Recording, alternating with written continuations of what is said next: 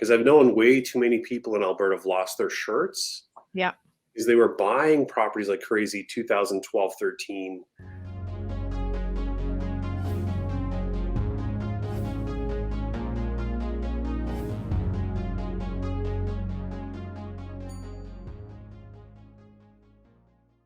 Hello, and welcome to this week's episode of the Real Estate Investors Club podcast. I'm here with Kevin Engel today. Kevin is an investor, an author, hailing from Lacombe, Alberta. First time we have an Albertan or someone who invests in Alberta on the show. So welcome to the show, Kevin. Thanks, Terry. Thanks for having me on. So, by way of getting started, can you tell me a little bit about your journey through life that has led you to be sitting with me here today talking about real estate? Okay, you said you have a half hour, right? Yeah, the short version. I'll give you the short version for sure. Like my traditional profession's optometry, but 14 years ago they thought I had cancer, and laying on the table getting a bone scan to see if it was. They thought it was bone cancer actually, which is bad news. But I realized if I didn't work for 6 months or a year or a few years if I was sick, we were in trouble financially. You know what I mean? So I was searching for passive income. And it was just during that time, I didn't have enough life insurance, things like that. Or I had enough life insurance. If I died, my wife was good, Terry. Okay, does it make sense? But it was if I was sick, there was disability insurance was quite expensive. And I realized we were going to be living under the poverty line if I couldn't work full time. Right? Or I was going to leave all of our income earning to my wife. And I know she's an amazing woman. She would have stepped up to the plate, I'm sure, but I didn't want to leave it on her. If that makes sense? Yeah.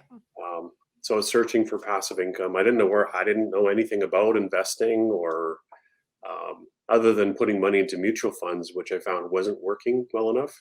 I wasn't going to retire me at 38, if that makes sense. But so that's my story. That's why I started looking for passive income. Okay. And then, so tell me, how did you start investing? Because I think a lot of people have this kind of an aha moment when they realize, I went to school, I got a job, I started working, and now this is not going to provide me the lifestyle I want, or else it's not going to provide me the retirement I want or something. But then how do you go from that realization to buying properties? What was your first deal like? Tell me a little bit about that. Well, a friend of mine gave me the book Rich Dad, Poor Dad. Mm-hmm. Right. So I read that, and actually it was an answer to prayer for me. I was searching. I didn't really know what to do. They wouldn't give me more disability insurance right after that cancer scare. So it was like, okay, what do I do now? And I wasn't sure where to go. But I read Rich Dad, Poor Dad talking about buying assets that cash flow, right? That create cash flow. And I think that was my aha moment. And then again, just talking to people that had a little bit of real estate. And another friend gave me a book. I think it's on my bookshelf back here. 51 Stories of Canadian Real Estate Investors. And that was by Don R. Campbell. And what I found out, I read the book and I was like, okay, I want to write my own chapter, if that makes sense. Because amazing hearing these average people and what they've done to change their lives. And I heard Don Campbell was speaking in Edmonton. It was about a month later. So, of course, I went up, met Don Campbell, found a community of investors, if it makes sense. I surrounded myself with like-minded people and really started taking action. I was fortunate enough, I was actually featured in Canadian Real Estate Magazine 18 months after my first real estate meeting in Edmonton. So I was just I took action, right? Because I had the desire, if it makes sense, or I had the why figured out. I just didn't have the how figured out. That's where that group really helped me. So what did the action look like? You go from, meeting some people, reading a book, and then how does the first deal happen? Well, it was really just learning about real estate, learning the system, because I'm a numbers guy. I'm an optometry geek, if that makes sense. So, but again, just learning what is a good investment, what is a good area to invest in, if that makes sense. So again, I just found great mentors that were taking action here in my local marketplace. And my first deal was actually walking my dog out by our cottage, and there was a house, distress sale, must sell now. And I found out I was able to help this lady because she was going to lose her house immediately if she didn't sell right away. And I was able to buy that house, save her from going into foreclosure. And that was my first deal. So that was a single family house. And then what happened And then what happened with her? She remained a tenant, or you owned the house and then like sold it to someone else? What happened? Well, I kept I'm not a very good seller, Terry. I've only been buying properties. I actually have only Okay. I was actually that was the only property I sold. It was 6 years later. I sold it to my tenant. Okay. So I bought Okay. it, did some minor renovations, rented it out. I was the manager for 6 years. I think it's interesting. Your book is about property management, right? So Yeah. um, I learned a lot about property management and realized I didn't want to be a property manager, if that's okay to say that. Yeah, sure. But that said, Lots of people get there. I learned a ton, but it was great because this tenant I sold this house to he was 50 in his early 50s. He'd never owned a house before. So I was able to get into his first house and put some roots down.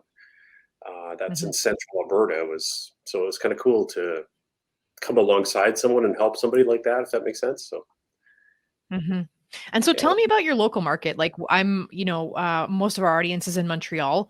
And Montreal has been an interesting market for a while. We're kind of going down the road of Toronto and Vancouver, a little ways behind that. It's becoming very difficult to buy properties here that make sense from a yeah, numbers point of view. And so like I know a lot of people in our backyard are looking at secondary markets, looking at different places to invest in. Quebec is also super rent controlled, tenant friendly. And so we hear a lot of things about Alberta, but like just tell me, like, what does your yeah. practice look like? Is it mostly single family homes? Like, what's your business model out there? Well, I guess for myself initially it was, in fact, well, I had a specific goal, and then talking to one of my real estate. I never really paid for coaching, if that makes sense, Terry, for real estate Mhm. coaching. I just had other people that were willing to come alongside and mentor me. One was a mortgage broker, but he was also a very sophisticated investor. And he was able to say, "Hey, what's your goal?" And I said, "I want $10,000 a month in passive income," because I figured with 10,000 a month in passive income, if I did get sick next 3 to 5 years, we weren't rich, right? If that makes sense, but at least again, there would be a lot less financial stress. We wouldn't be selling the house, we wouldn't be selling the car, downsizing. It would be enough to keep we comfortable, if that makes sense. Yeah. So we said, "Hey, that's easy." So when it was actually Peter Kinch, he was a real estate broker at that time, Mhm. or rather a mortgage broker at that time. And he said, "Hey, reverse engineer it." He said, "You need fourplexes paid off in Alberta." I said, "Well, what do you mean?" He said, they cash flow an average about $2,500 a month once they're paid off. So he said, buy six, seven, eight, in 5 years, sell off three or four, pay off the others. You get $10,000 a month in passive income. So I And guess so my that's what you did? focus, yeah, it wasn't so much single family houses. It was more fourplexes I was focused on because it was capital appreciation is amazing on single family, but the cash flow is tighter, if that makes sense. Yeah. Yeah. Capital, they go up the faster than a fourplex. But that said, I was looking for passive income. So yeah, I think I bought six fourplexes in about a year. So I kind of Okay. took action, and had some reserve capital because I just sold a commercial property. So I had a small, not a lot. I had about 300,000, but I just started buying, right?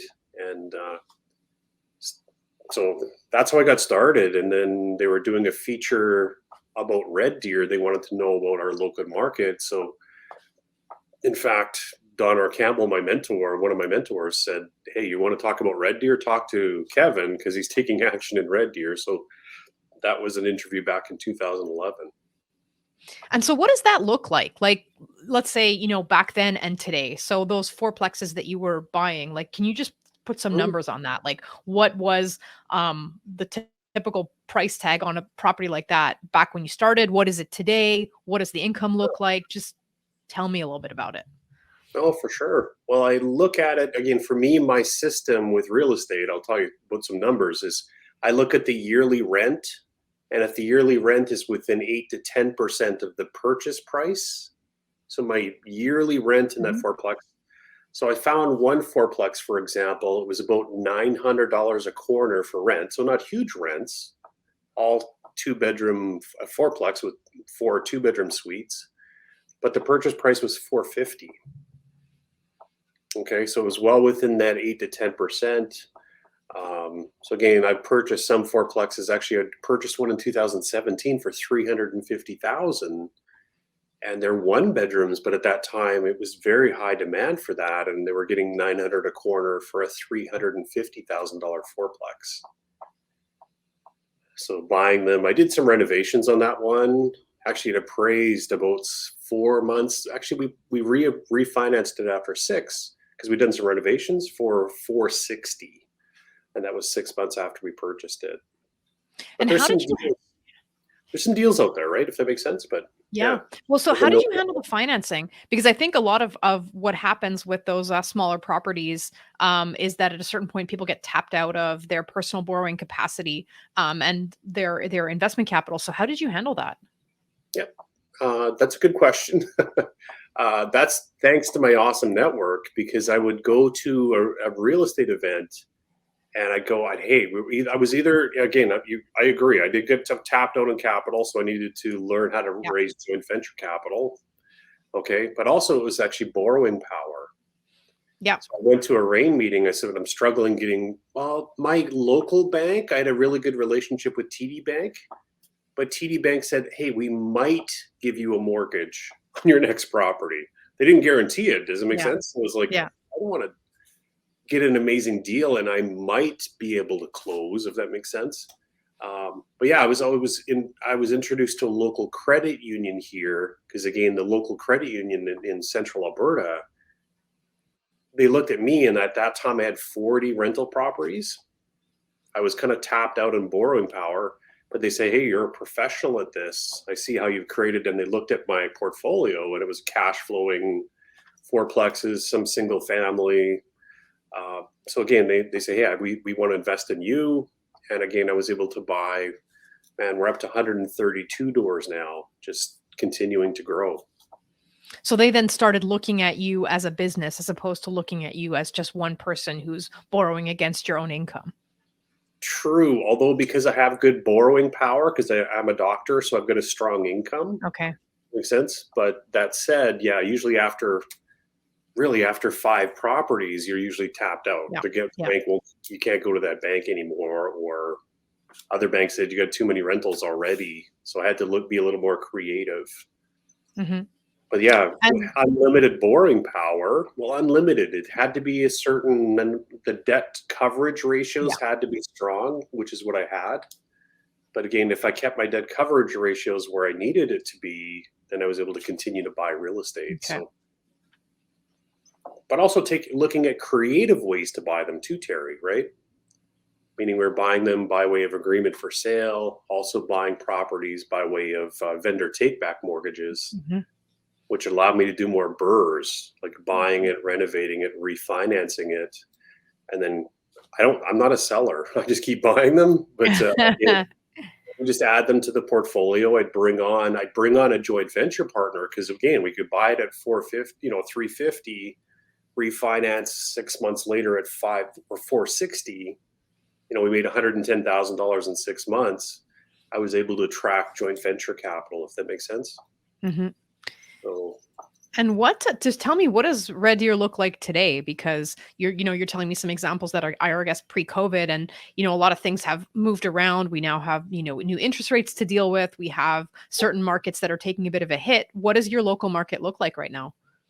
I would say real estate prices have softened, which gets me a little excited, Terry, just because there are some investors that are looking at headlines, if that makes sense.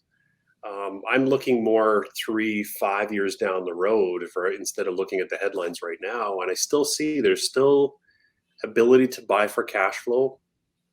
Okay. You have to be more creative, meaning if you can assume a mortgage on a property that's like, I've got one I'm looking at assuming it's 2.35 right now, and it's going to be renewing in 2 years, which again, that's when the American election is, the next presidential election in the States is. And I don't know, you're probably aware of it too, Terry. Typically real estate or investment, or rather interest rates, are typically a little lower during presidential elections. So again, that's where I like to have some of those renewing at that time. Hmm. So it's perfect. Like it's a great deal. Actually, it's a no money down deal. I'm looking at Red Deer. It's a half duplex, but I'm able to help this gentleman. He needs to move forward. He's actually moved to Toronto, and he's renting it out.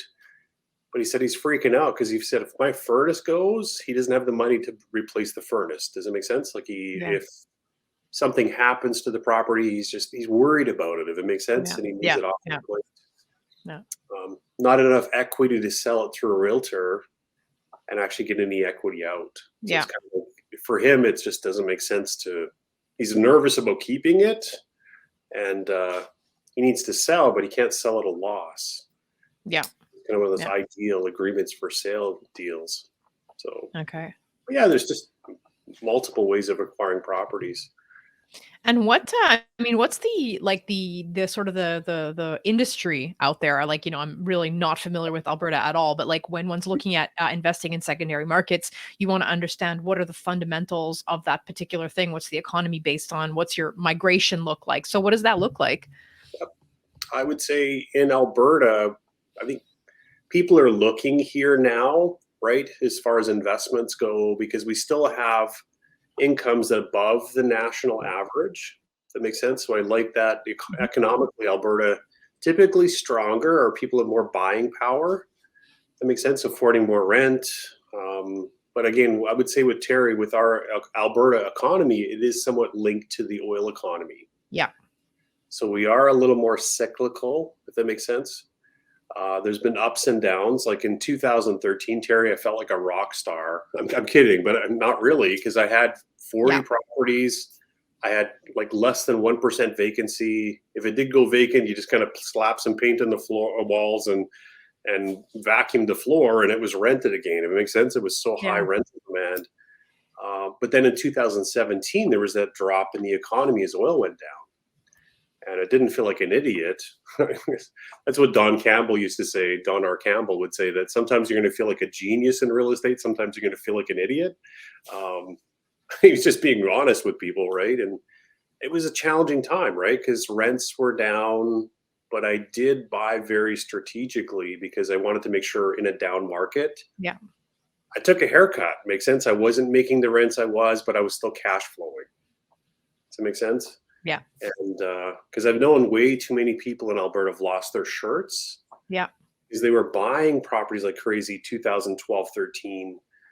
When I was like, I remember what rents were back in 2010. And if rents go that way again, it doesn't cash flow and I can't. So I wasn't buying properties where I saw many people around me buying tons of real estate because it was booming, right? Yeah. But I still bought a few properties at the time, but I was very selective. Yeah. Yeah. And I've just kind of you got to survive a few ups and downs. I would say Alberta is a little more cyclical. Yeah. Yeah. But it's buying strategically to make sense, so you can you can ride through a downturn. So I'm just waiting for the next wave, Terry. Okay. But so like last sort of Alberta related question before we get into your book. But so for somebody who, let's say, is in, Montreal, which is a specific kind of economy and wants to, diversify, what is the best way for them to, familiarize themselves with what's going on in Red Deer? How could somebody from here get involved in that market if they wanted to? Well, I would suggest even joining some networking groups with real estate. Like if they want to invest in Alberta real estate, network with some Alberta real estate investors. Makes sense. If you're going to ask me about Edmonton real estate, although I have a 44 unit apartment up there, but again, I wouldn't say I'm a geographic expert up there, Terry. I don't know the specific areas as well as I could. But if you want to ask me about Red Deer, there's certain streets and some subdivisions I would buy in this street, but I wouldn't buy on the one beside the street, couple streets over, because the tenant base is totally different. Yeah. If that makes sense. So I do know Red Deer quite well, but I invest in Lacombe, Red Deer, and Penhold. These are all cities in Central Alberta, which is considered a secondary market. Yeah. Yeah. But we do have some economic diversity here because we do have petrochemical as well as oil and gas, but also agriculture is one of our mainstays in the economy too. So there's multiple different employers, if that makes sense. Yeah. So Red Deer, Lacombe, like what I love about my little small city was actually rated top 10, one of the top 10 cities to invest in real estate. It's like, Wow. what are you talking about? But it's like there's huge petrochemical employers here. We've got major financial corporations that have their headquarters here, and just lots of economic diversity, and a university that I can actually see if I look out the window here. So there's a lot of, again, the university brings in families Yeah. that come to their kids go to university here or into private school here, and they move here. So there's a lot of new people moving in, and the city's growing. But yeah, so I'm looking for, economic growth, population growth, and above average incomes, and below national average unemployment, and we have that in Central Alberta again. Okay. So, Interesting. So let's good summary of Central Alberta. Enjoying the episode so far? Have you really been listening to the episode, or has your monkey mind been taking you off in one direction or another? Our mental habits can be our biggest assets or our biggest liabilities as we pursue certain goals. For me, the biggest performance gains have always come from training my mind. In my book, Mindful Landlord, I talk about how you can train your mind and how you can apply some of these strategies to your journey in the real estate field. The book is available on Amazon and also on its website, mindfullandlord.com. Now I'll stop evangelizing for the power of mental training and let you get back to the show. So tell me now a little bit about your book. What motivated you to write it, and what's it about? Well, that's a good story because, again, I mentioned I read that 51 success stories in Canadian real estate investors, and that blew me away. It was a testimony of all these different investors, what they did or what they'd achieved. And it's funny, in my back of my brain, I always said I want to write my chapter. Does it make sense? And Don Campbell hasn't done another book yet. Okay, so maybe if he does, maybe he'd have me in there. I don't know.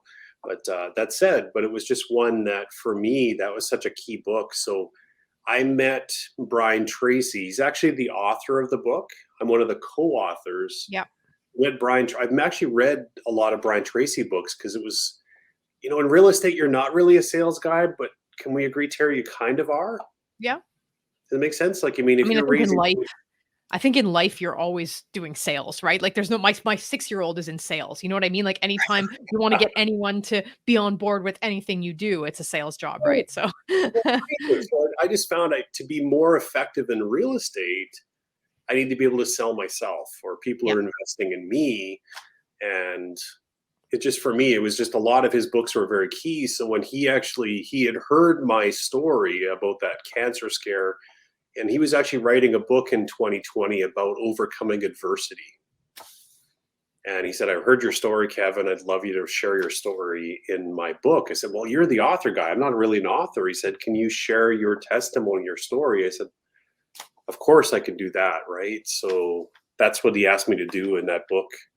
And it was called Bounce Back to Success. And just an honor to work with this guy. I was able to meet him through real estate. But again, just to ask, be asked to co-author a book with him was kind of cool. It was so get a little outside my comfort zone, to be honest, because I'm not a writer, right? That makes sense.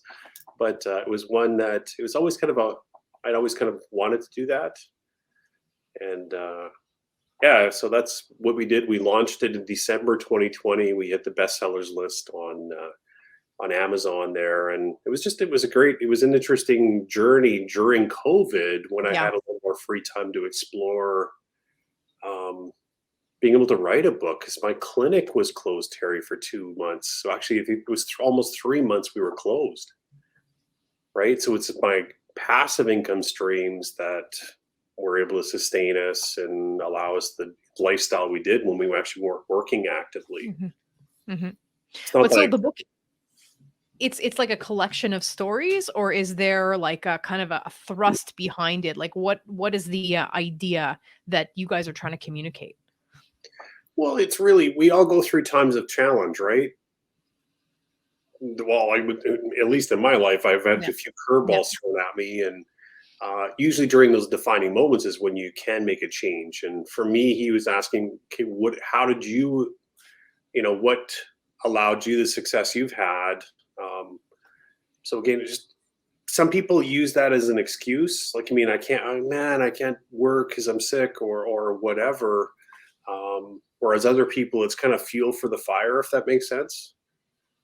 So he's just encouraging other people during time of adversity, use that as fuel, right? To fuel the fire. So for me, that burning desire to be successful outside of optometry has been because of that cancer scare, right? Hmm. And that feeling. I've got 3 kids. I've got a wife I love, dearly.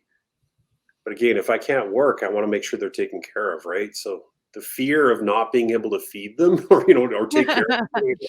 And it's not a male thing or I don't know, macho thing. It was just, I don't know, just as a husband, as a father, like I just want to make sure they're taken care of. And I don't worry about that anymore, if that makes sense. Yeah. Yeah. So yeah, maybe it still drives me though. It's good. Well, Bigger goals, right? Still growing. yeah. Yeah. So maybe we're coming sort of to wrap up. Maybe that can be our last question for today. So what where you are today, what keeps you motivated? I mean, you said you've kind of taken some of that pressure off. You've quit your I want to say you quit your day job, but like you now seem to be doing real estate more actively than your other profession. So what keeps you motivated? Why do you want to keep growing?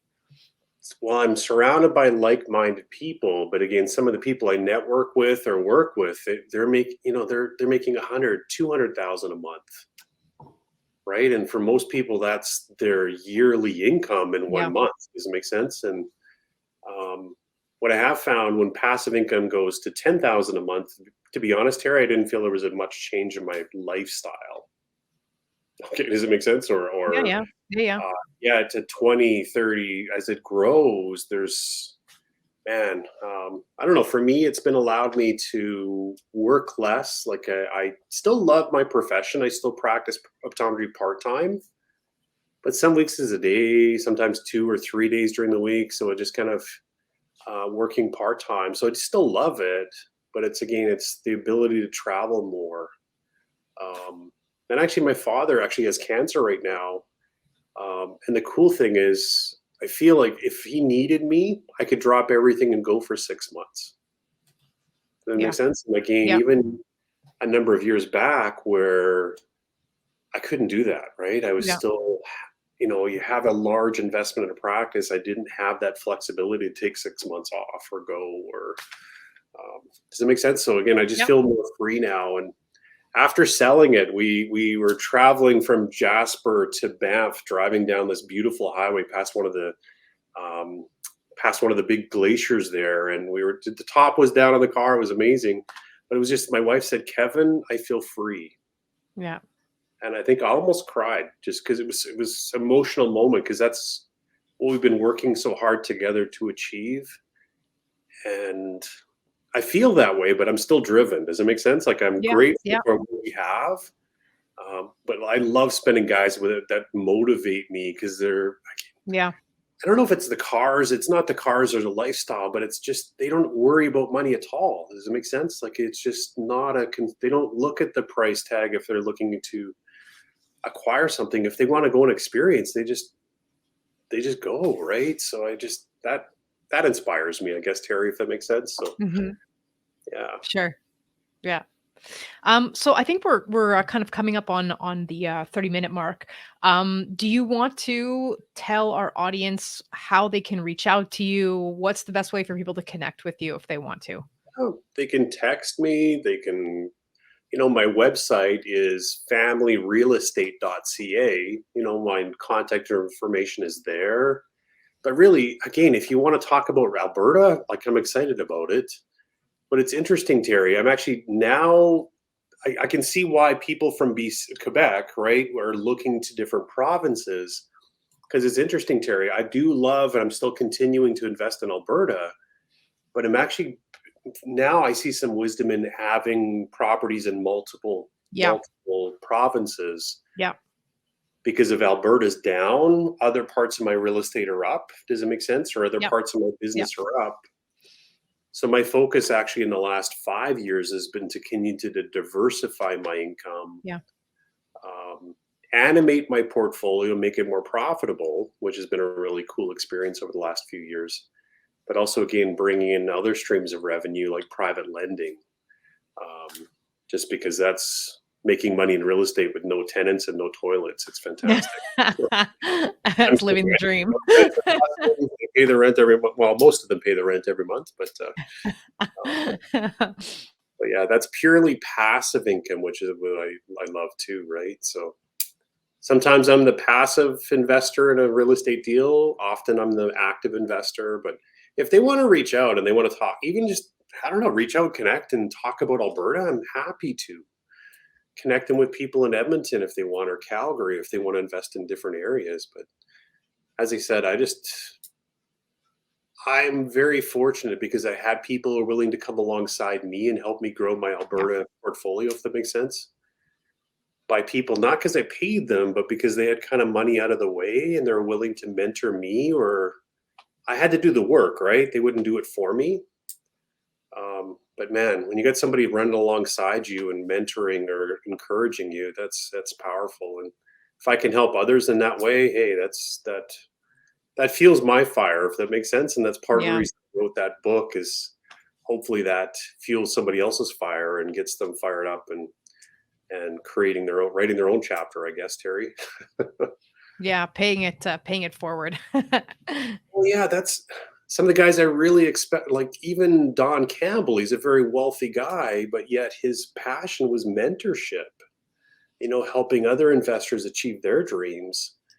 And yeah, he didn't make money if I made money in real estate, if that makes sense. Like my income wasn't tied to his, but yet he was still willing to come alongside and guide and mentor and teach. And so that's part of my book too, is really about the amazing mentors that came into my life to help me, right? Because I'm not that smart, Terry. I'm just a doctor, right? And well, I mean, I will mention doctors don't always have the best reputation for investing, so that's a comment in itself. Exactly. That's why I said it, because again, even my mentors have said, Kevin, you're smart, but that's the problem. In this area, you're a student now. Does it make sense? You're not the smartest guy in the room here, at least in this realm. And it's like, I've been successful because I was coachable. That's another whole episode in itself. But Kevin, thank you so much for taking the time to chat with me today and for sharing your journey a little bit with our listeners. Hopefully they've got some inspiration from your story, and if they want to reach out for anything Alberta, I found Kevin on LinkedIn, so he's definitely approachable there, and he also gave you the information to the website, which is going to be in our show notes. So Kevin, thank you again for taking this time with me today. Okay, good to meet you, Terry. Thank you. Yeah, bye.